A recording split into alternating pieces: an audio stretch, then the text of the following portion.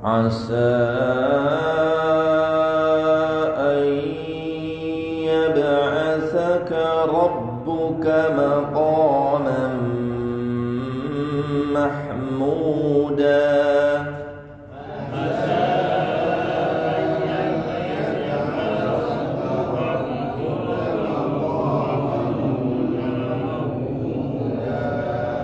Wa qur rabbi adkhilni mudkhala sidqin wa akhrijni mukhraja sidqin waj'alni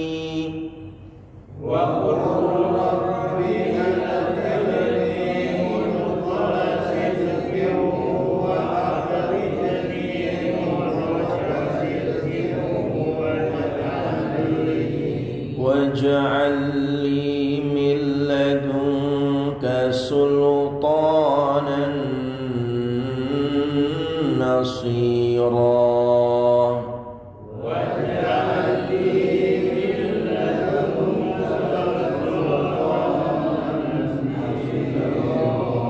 Wa qul ja'al haqq wa zahaqal batil.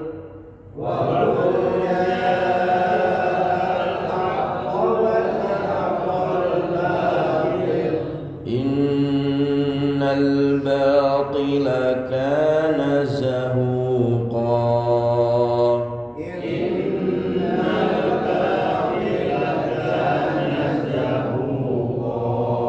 Wa nunazzilu minal qur'ani ma huwa shifaa'un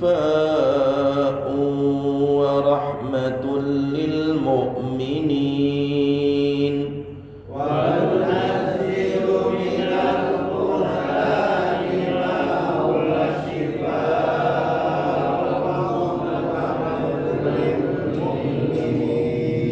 ولا يزيد الظالمين إلا خسارا.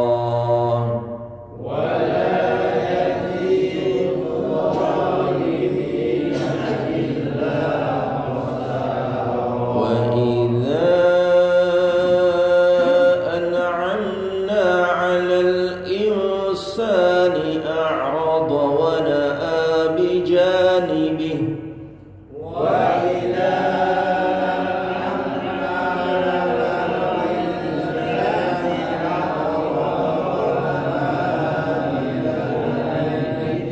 وإذا مسه الشر كان يئوسا.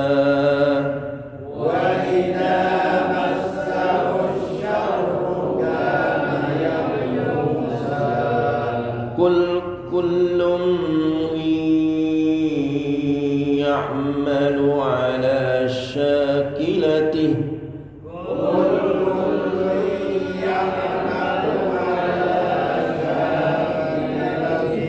فربكم أعلم بمن هو أهدى سبيلا.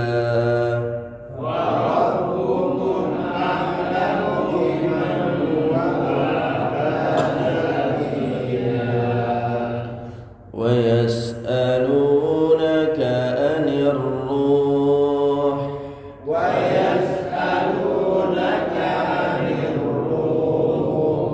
قل الروح من أمر ربي.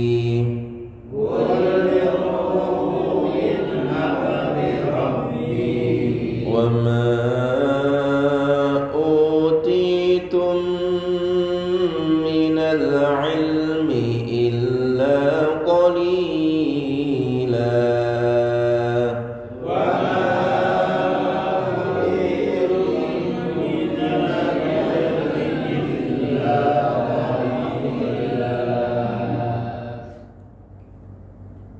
Aqimis salata. Aqim, tegakkan. Aqim, tegakkanlah. As-salata, salat. Aqimis salata, tegakkanlah salat. Jadi perintah tegakkanlah sholatnya, jangan bengkokkan sholatnya. Jadi diibaratkan seperti orang yang berdiri tegak ya, lurus ya, tidak miring, tidak bengkok ya. Karena banyak orang miring sholatnya, bengkok sholatnya, baik karena tidak memenuhi syarat rukunnya atau karena bengkok disebabkan malas-malasannya atau tidak terlalu perhatian ya terhadap urusan sholat. Padahal sholat ini pertama kali amalan yang dihisab besok pada hari kiamatnya. Kalau baik sholatnya, baik seluruh amalnya. Kalau bengkok sholatnya, ya bengkok semua seluruh amalnya. Tegakkan sholat. Liduluki syamsi, liduluki syamsi, sejak tergelincir matahari, ila ghasaqil laili, ila sampai ghasaqil laili, gelapnya malam.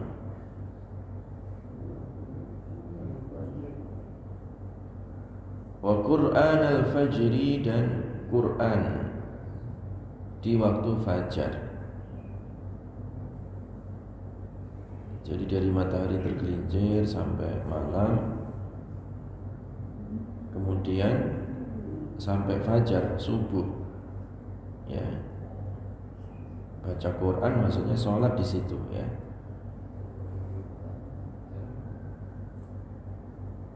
Ini dalil sholat 5 waktu, mulai dari matahari tergelincir berarti sholat apa? Zuhur, terus asar. Mulai matahari terbenam, mulai malam berarti apa? Maghrib, isya. Kemudian fajar, subuh ya.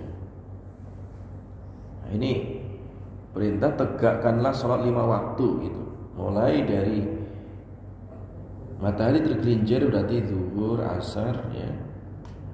Kemudian sampai gelap malam, maghrib, isya, dan subuh. Wa Qur'an al-fajri, dan Quran di waktu subuh ya, di waktu fajar. Jadi perintah untuk menegakkan sholat 5 waktu. Artinya jangan sampai dilupakan waktu yang 5 ini ya, untuk ditegakkan sholat. Karena di waktu yang 5 ini banyak orang yang tidak tegak lurus dalam memperhatikan, melaksanakan sholat ya. Banyak yang bengkok ya, banyak yang tergelincir, dan banyak yang lalai dalam urusan apa? Sholat ya. Baik dalam keadaan mukim, berada di tempat tinggalnya, atau dalam keadaan safar ya. Nah, biasanya kalau orang safar itu juga lalai juga, khususnya di waktu subuh ya.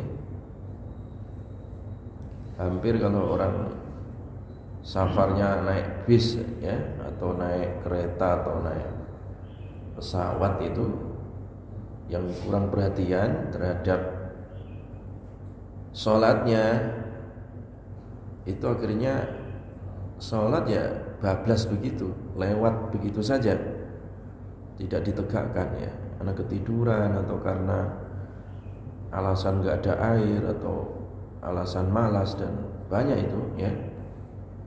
Khususnya sholat subuh itu ya, khususnya sholat apa? Subuh ya.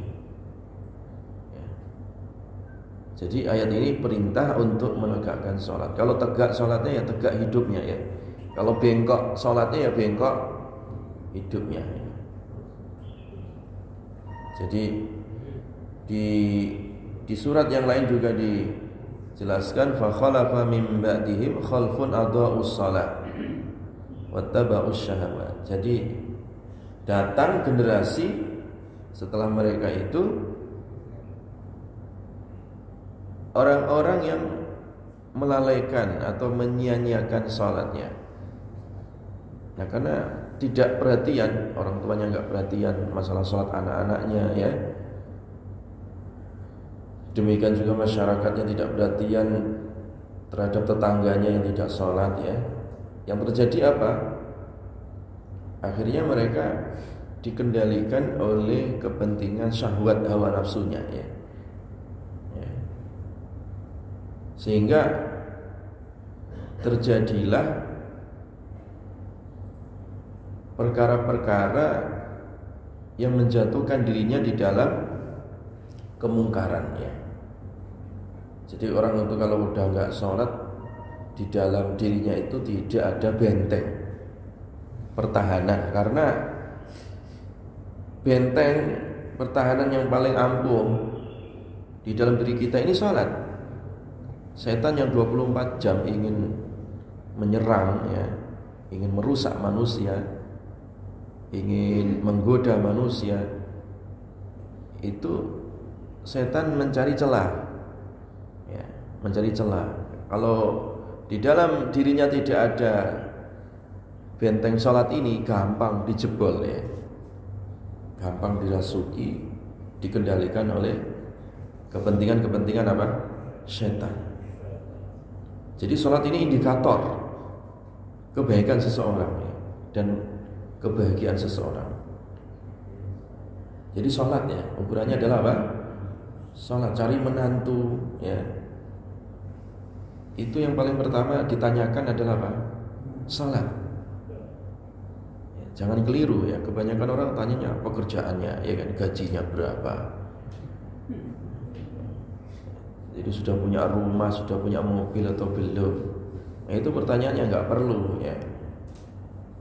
Pertanyaan yang paling penting itu adalah apa? Sholat atau enggak ini anak ini? Itu ya. Jadi ukuran kesuksesan itu ada pada apa tadi? Sholat itu. Walaupun nggak punya apapun di dunia ini, kalau dia masih punya sholat cukup ya. Ya. Karena sholat ini syariat rukun Islam yang memang Nabi secara langsung dipanggil dalam peristiwa apa? Isra dan Mi'raj ya. Jadi rukun Islam yang setiap hari kita laksanakan ya sholat ini. Syahadat orang masuk Islam seumur hidup dia kafir, kemudian masuk Islam, asyhadu an la ilaha illallah wa asyhadu anna Muhammadar Rasulullah. Udah.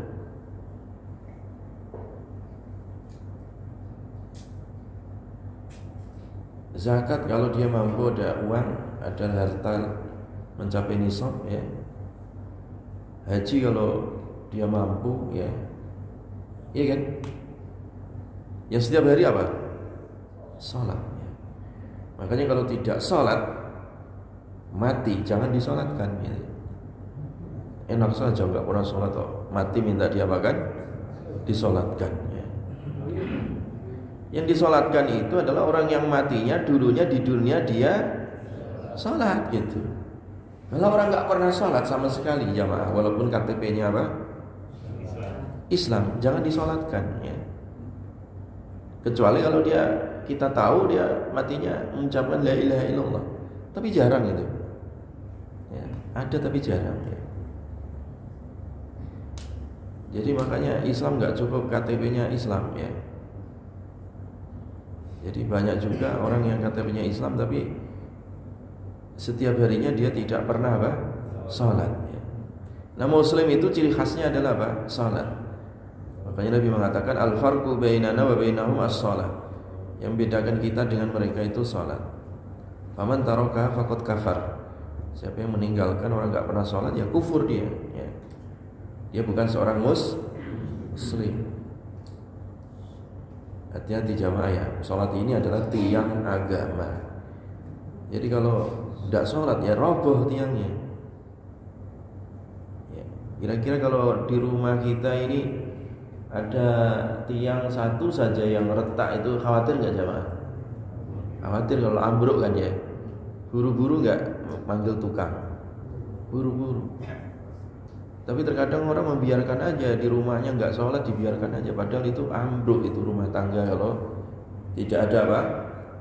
Sholat. Jangan dibiarkan anaknya nggak subuhan, dibiarkan tidur ya.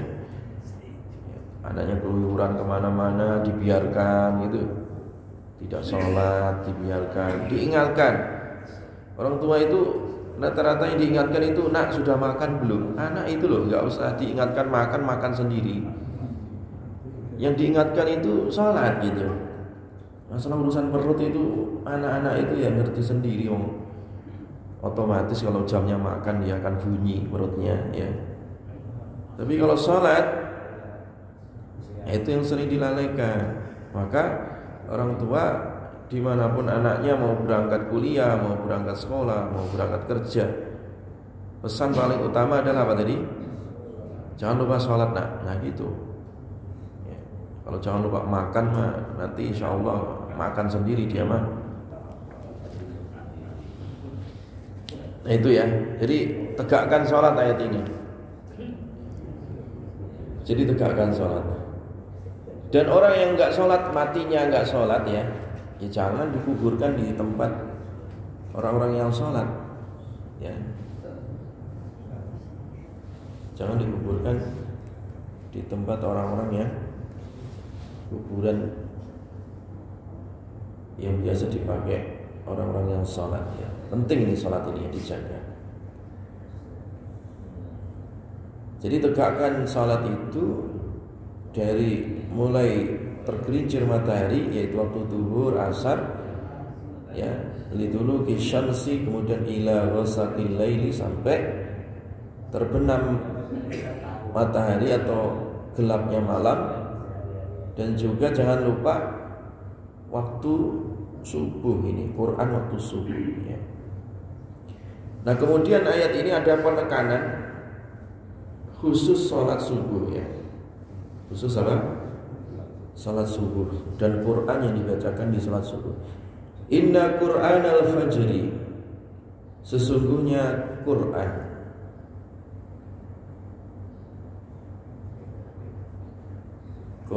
yang dibaca di waktu sholat fajar atau di waktu fajar.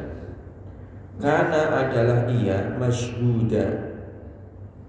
masyhuda disaksikan ya. Jadi lebih-lebih Quran di waktu sholat apa? Subuh ya. Quran di waktu sholat subuh itu disaksikan ya.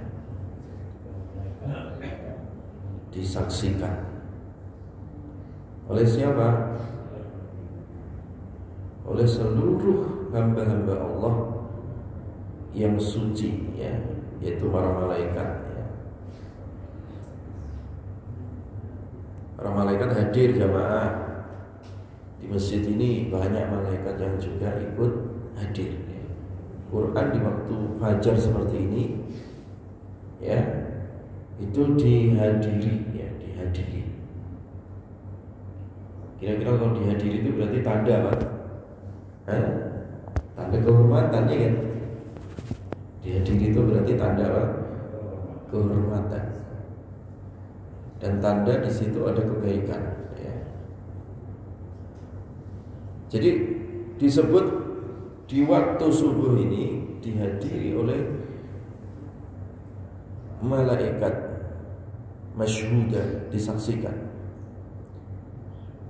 Nah, kenapa di waktu subuh, di waktu fajar seperti ini, tidak di waktu siang atau sore tadi ya, atau malam? Dan ayat ini menekankan di waktu subuh ya. Karena di waktu subuh ini jamaah itu pertemuan dua gelombang malaikat, dua kloter malaikat. Jadi tempat pertemuan dua kloter malaikat. Malaikat itu ada yang jaga malam, ada malaikat yang jaga apa? Siang. Nah, malaikat yang jaga malam yang sudah selesai tugas itu kan akan naik ke langit ya, melaporkan apa? catatan ya yang ditulis oleh malaikat untuk dilaporkan kepada Allah. Kemudian malaikat yang jaga siang itu turun. Jadi satu naik, satunya apa? Turun. Pertemuannya di mana? Di waktu subuh. Makanya orang-orang yang di waktu subuh masih tidur ya, di waktu subuh mati apa? Tidur, nggak mendapatkan keberkahan di situ ya. Tidak mendapatkan apa? Keberkahan. Karena ini doa-doa malaikat mengalir ini. Yang tidur nggak kebagian jatahnya. Jadi masyhuda itu artinya tashhaduhu malaikatul laili wa malaikatun nahari. Nah, di sini dijelaskan oleh Ibnu Katsir, malaikat hadir menyaksikan malaikat malam yang bertugas malam dan juga malaikat yang bertugas apa? Siang. Jadi ini seluruh malaikat ini kompak gitu. Dan bukan sekedar hadir ya, tapi juga mereka melantunkan doa-doa. Nah, doa malaikat itu yang disebutkan dalam hadis yang lain. Malaikat berdoa, Allahumma a'ti munfiqan khalafa. Ya Allah, berikan orang yang infak ganti yang lebih baik. Itu doa malaikat ya. Makanya sedekah waktu subuh itu berkah jamaah ya. Jadi kalau bisa waktu subuh membawa uang ya, masukkan kotak amal di masjid atau sedekah apa saja gitu ya. Dan kalau bertepatan dengan doa malaikat ini luar biasa ini ya. Itu otomatis rezekinya dilancarkan oleh Allah, diberkahi oleh siapa? Allah Subhanahu wa ta'ala. Bukan hilang tapi diganti ya Allah, ganti yang lebih banyak, lebih baik gitu. Jadi ini salah satu amalan ya. Salah satu amalan yang banyak dilupakan ya. Jadi orang tidak memanfaatkan momentum untuk menyambut doa-doa siapa? Malaikat. Makanya dahsyat itu ya kalau orang sedekah di waktu subuh ataupun di hari ini atau di hari-hari itu ya. Jadi kalau kepengen kaya berkah ya, atau rezekinya diberkahi oleh Allah ya, yaitu rutin sedekah di waktu apa? Subuh ini ya. Karena ada doa malaikat itu. Walaupun 1.000 rupiah masukkan celeng ya, 1.000 rupiah atau apalah itu ya, yang penting sedekah. Itu dahsyat jamaah ya. Kekuatan sedekah ini sangat apa? Sangat luar biasa ya. Kekuatan sedekah itu sangat apa? Luar biasa ya. Apalagi beriringan dengan doa-doa apa tadi? Malaikat. Wa a'ti mumsikan talafa. Ya Allah, hari ini orang yang pelit, yang menggenggam hartanya, bangkrutkan ya. Artinya hilangkan keberkahan ya, harta yang digenggam itu.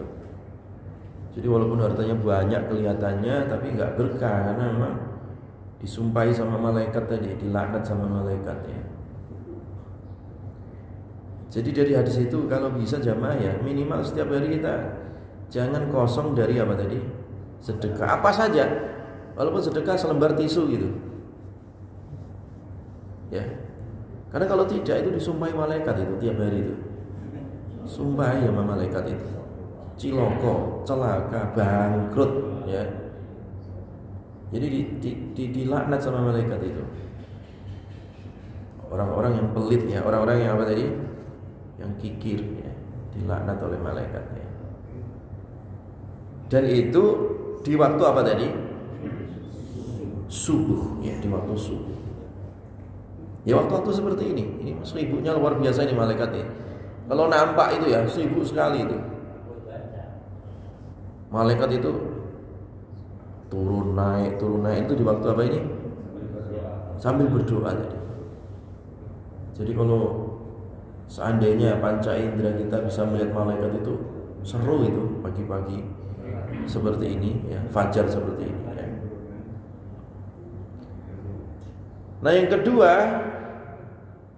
kedua itu malaikat itu yang jaga malam dan jaga siang itu selalu ditanya oleh Allah ketika mereka menghadap ya, ketika malaikat malam yang sudah sempurna tugas, selesai tugas, dia naik ditanya oleh Allah, sedang apa hambaku engkau tinggalkan? Mereka sedang sholat. Ya Allah, berada di Masjid Al-Muhajirin, lapor itu. Nah nanti juga sama ya, malaikat siang ditanya, kamu tinggalkan hambaku dalam keadaan apa? Yang lagi sholat ya dilaporkan sholat gitu. Yang lagi tidur dilaporkan apa? Tidur. Yang lagi maksiat dilaporkan maksiat ya. Jadi itu jamaah ya, dilaporkan semua aktivitas manusia tadi, baik malaikat malam maupun malaikat apa? Siang. Sehingga di sini wa Qur'an al-fajri, dan Quran yang dibacakan di waktu subuh, di waktu fajar itu adalah ia disaksikan ya, disaksikan. Nah, di sini juga Ibnu Katsir menukil hadis tentang sholat jamaah. Sholat apa? Jamaah. Ya, dilakukan tadi sholat 5 waktu dengan cara berjamaah. Karena malaikat juga ikut sholat berjamaah. Sehingga fadilahnya, keutamaannya kalau sendiri ya hanya dapat 1 poin ya, pahala. Tapi kalau berjamaah dapat 25 sampai 27 poin derajatnya pahala itu. Jelas ya jamaah ya, ini waktu subuh ini waktu yang sangat berkah ya. Waktu yang sangat apa? Berkah. Waktu yang sangat berkah, makanya dipakailah untuk beribadah ya, dan beraktivitas ya. Karena itu memang diberkahi, disaksikan oleh para malaikat ya, oleh para malaikat ya. Jadi di waktu subuh nanti itu, kalau pagi, kalau siang ya, kalau malamnya itu semua malam tadi pertemuannya di subuh, kalau siangnya nanti di ujung siang, yaitu di waktu ba'da sholat asar ya. Baik jamaah sekalian diberkahi oleh Allah Subhanahu wa taala. Wa minal laili, dan dari sebagian malam. Dan dari sebagian apa? Malam. Fatahajjat, maka gunakanlah tahajud bihi dengannya ya. Nafilatan, sebagai sholat sunnah, nafilah ya, sholat sunnah. Jadi yang pertama kali harus kita perhatikan setelah sholat wajib tadi ya, setelah sholat apa? Wajib, sholat fardu, sholat 5 waktu, maka jangan lupa sholat tahajud. Jangan lupa sholat apa? Tahajud. Walaupun itu hukumnya sunnah. Nah dulu sebelum ada perintah ini, sebelum ada perintah sholat 5 waktu, sholat tahajud dulu ya. Sebelum ada perintah sholat 5 waktu itu memang sahabat dan Nabi itu sudah sholat, tapi bukan sholat 5 waktu. Itu mereka sholat apa? Tahajud dulu. Tahajud itu wajib ya. Nah setelah datangnya perintah sholat 5 waktu, status hukum sholat tahajud menjadi apa? Nafilah, tambahan sunnah. Laka, untukmu. Laka, untukmu ya.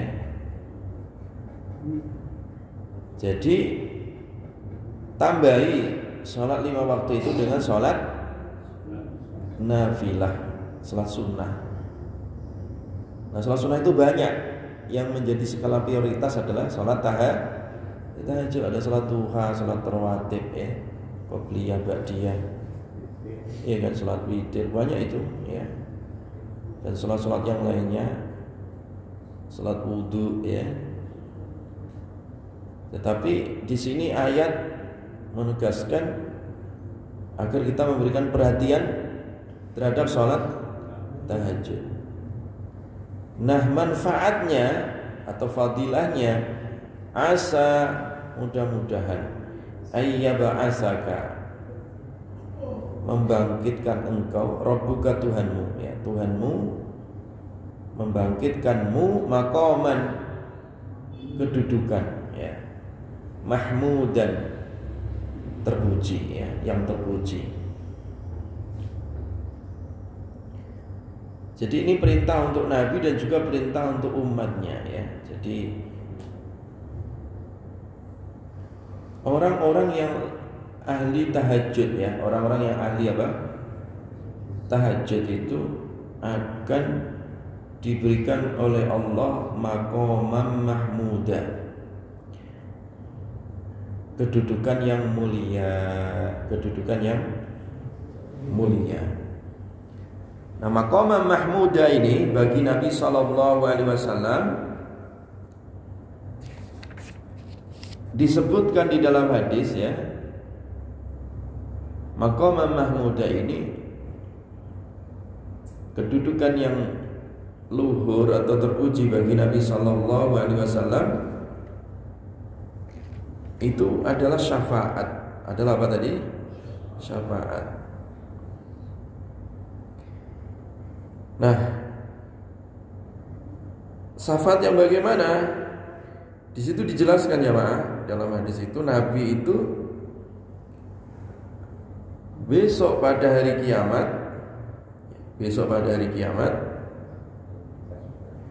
yang pertama kali dibangkitkan, yang pertama kali apa? Dibangkitkan itu adalah Nabi SAW.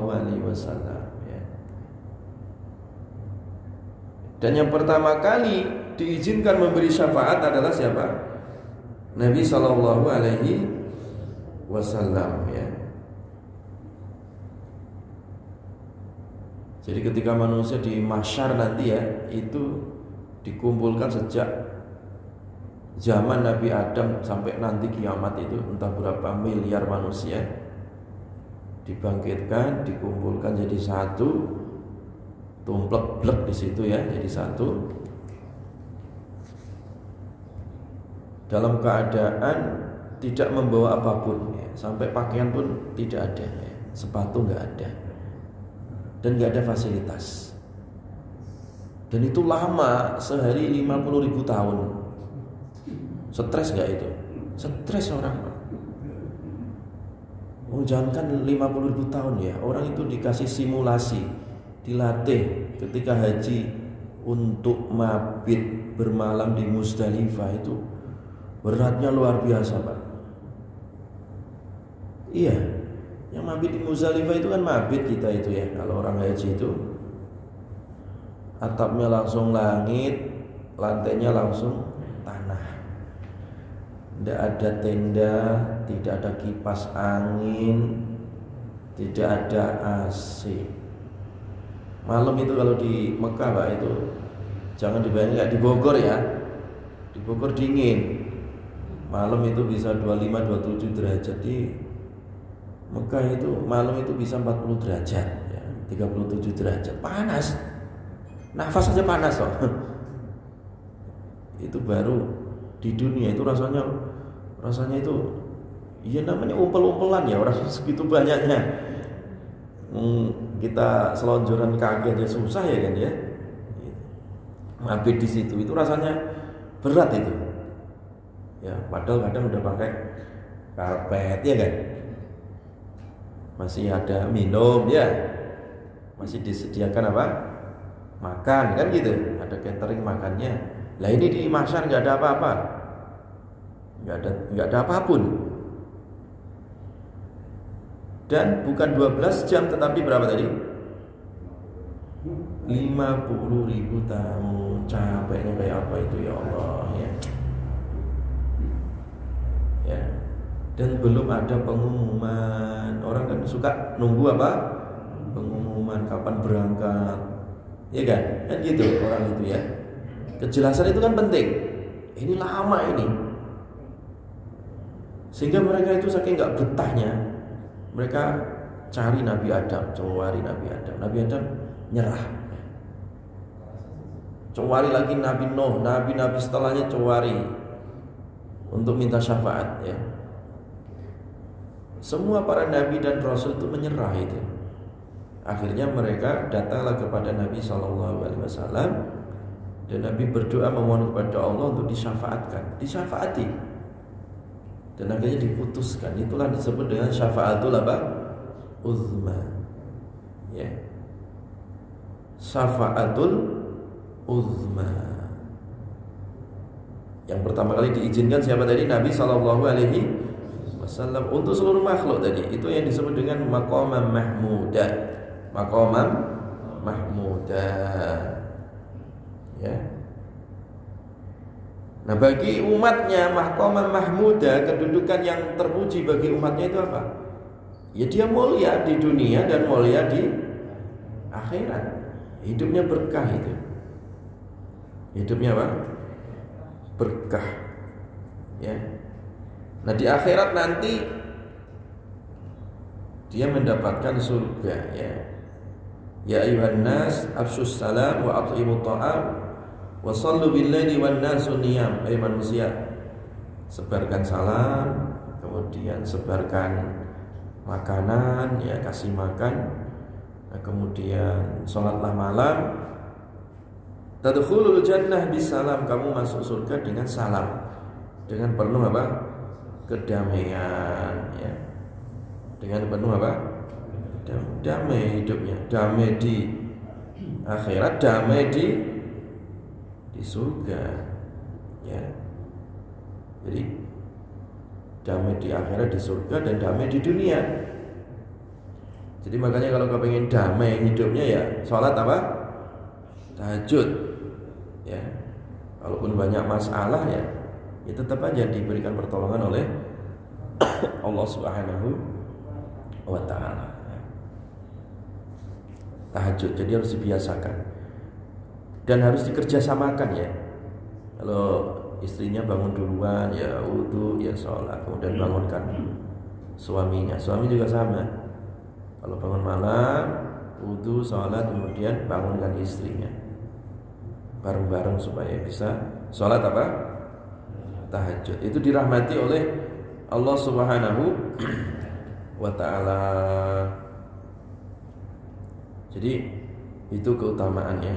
Jangan tinggalkan tahajud. La tada' qiyamal lail ya, jangan tinggalkan salat malam. Fa inna Rasulullah sallallahu alaihi wasallam kana la yada'u. Nabi enggak pernah tinggalin tahajud itu. Wa kana idza marida aw kasala shalla qa'idan. Jadi Nabi itu kalau lagi sakit atau lagi kurang fit itu badannya, maka beliau bela-belain sambil duduk salatnya. Jamaah itu kalau lagi capek ya, lagi capek siang itu kerjaan banyak ya, lagi dagang, lagi kantor, lagi ke pasar, lagi banyak urusan, malam rasanya ngantuk itu ya, bangun tapi rasanya masih ngantuk, tetap tahajud, walaupun dalam keadaan apa? Duduk. Berdiri sih mampu tapi agak geloyoran gitu ya, agak sempoyongan. Ya duduk aja gitu. Walaupun mampu apa?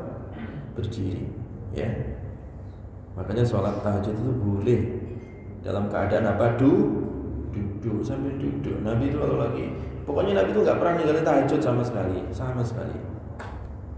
Jadi Nabi kalau ya Nabi itu manusia kadang ketiduran, maka dikodok di siang hari gitu. Makanya Nabi itu kalau malam nggak sholat tahajud itu karena satu hal itu, maka siang hari diganti dengan sholat 12 rakaat gitu, sholat duha ya, di waktu duha itu. Ya, itu keutamaan dan perhatian Nabi SAW terhadap sholat apa tadi? tahajud ya, sholat malam ya. Jadi jangan nempel terus di kasur, di bantal. Bahkan Nabi itu ya pernah istri Nabi itu melihat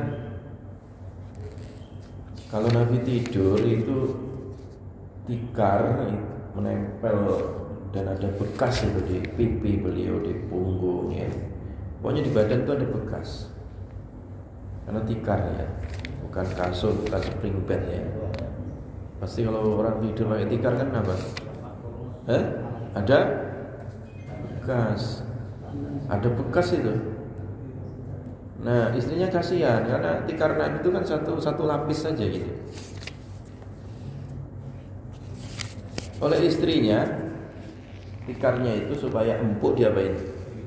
Dilipat-lipat jadi 3 lipatan, 4 lipatan supaya agak tebal gitu. Nah, ketika Nabi mau tidur tanya ini siapa ini yang lipat-lipat tikarku ini? Ya aku ya Rasulullah. Kembalikan ke semula katanya. Yang asalnya jadi 3 atau 4 lipatan itu Nabi memerintahkan diapakan? Dibalikin lagi 1 lipatan saja. Saya khawatir tidak bangun malam itu. Nah kalau kebanyakan orang kan kepengennya tebel ya. Iya kan? Kepengen apa? Tebel alas tidurnya kan gitu. Lebih-lebih kasurnya kan semakin tebel semakin ya. Iya Pak. Kalau kita kiat-kiat agar kita selalu istiqomah ada dalam siratal mustaqim, apakah kita harus mengingat bahwa bahan bakar dari api neraka itu adalah jin dan manusia. Iya. Ya sebagian ulama dulu supaya istiqomah ya di jalan Allah dan tidak bengkok melenceng. Itu salah satu kiatnya yaitu tadi dia mengingat-ingat dahsyatnya api neraka. Dahsyatnya apa? Ada seorang ulama ketika ada dorongan untuk maksiat itu tangannya ditaruh di atas api. Kamu nanti kuat nggak kira-kira? Panas api neraka. Wong panasnya api dunia aja seperti ini kita tidak kuat itu. Sehingga dia sembuh, nggak jadi maksiat.